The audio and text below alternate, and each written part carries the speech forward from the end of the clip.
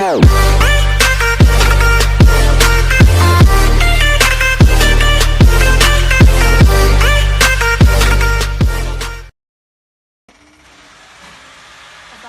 warahmatullahi wabarakatuh. Kenalkan, nama saya Nurla Lili Aktasari.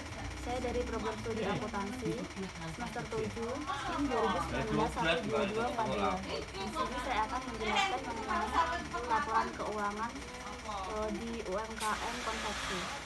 Dan ini ada Ibu Murdiana,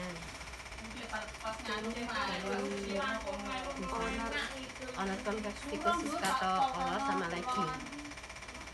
Tempatnya Ibu. Tempat Banjak Payaman, RW3 RW3.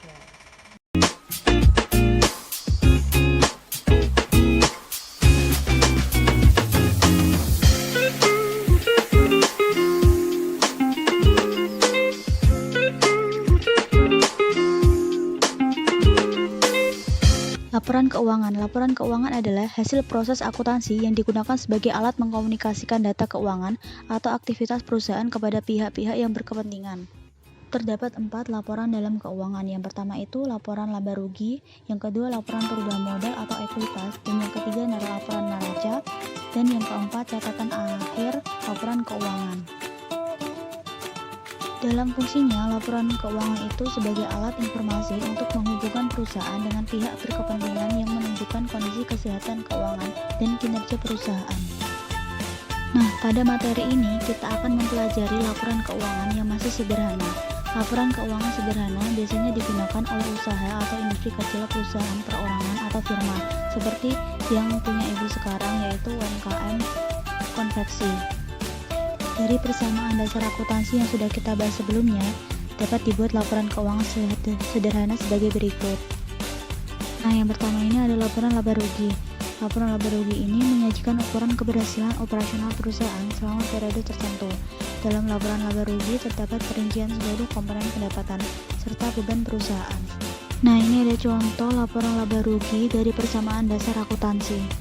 Nah, ini ada contoh laporan laba rugi untuk periode 1 bulan. Periodenya itu dari 31 Januari 2019. Nah, di dalam laporan laba rugi ini nanti terdapat pendapatan yang berisinya pendapatan jasa. Nah, untuk pendapatan jasanya itu nanti apa saja, dan juga nanti setelah itu dijumlah totalnya. Dan yang kedua itu ada beban usaha. Beban usaha itu seperti beban listrik dan telepon, beban gaji, beban asuransi, dan juga yang bisa dihitung di dalam UMKM tersebut.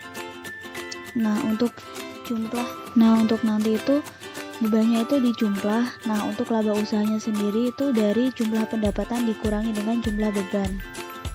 Nah, itu nanti hasil dari laba usaha. Untuk laporan perubahan modal atau ekuitas itu menyajikan perubahan modal yang digunakan untuk membiayai kegiatan usaha perusahaan selama satu periode akuntansi. Nah, untuk laporan perubahan modal itu nanti ada modal awal selama satu periode, 1 bulan itu berapa, dan juga nanti ada laba bersih dan pref. Untuk tambahan modalnya itu nanti dari laba bersih dikurangi dengan pref itu berapa, terus nanti total dari modal akhir itu modal awal dikurangi tambahan modal tadi berapa. Untuk neraca sendiri itu melaporkan jumlah saldo harta, utang, dan modal perusahaan pada satu periode tertentu.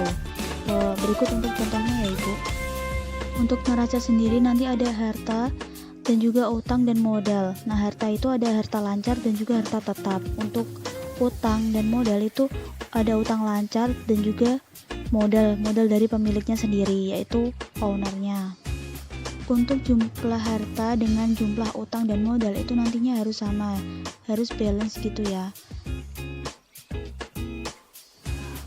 Terima kasih adanya pelatihan pembukuan ini, saya jadi mengerti mengenai laporan keuangan. Semoga bermanfaat dan insya Allah bisa dijadikan pembelajaran bagi UMKM kami.